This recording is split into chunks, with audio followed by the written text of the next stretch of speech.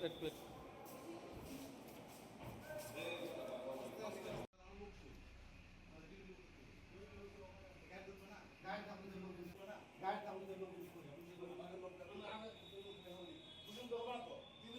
খাদ্য নিয়ন্ত্রকের কার্যালয় থেকে আমরা একটা এজাহার পেয়েছি। তারই আলোকে আমরা গত রাতে অভিযান পরিচালনা করে 2 জনকে গ্রেপ্তার করেছি এবং আমরা আজকে বিজ্ঞ আদালতে সোপর্দ করব। আর চাল পাবে কি পাবে না এটা তো জানেন যে এরকম কোনো কিছু করার সুযোগ আসলে নাই, আইনে বা বিধিগতভাবে এরকম সুযোগ নেই।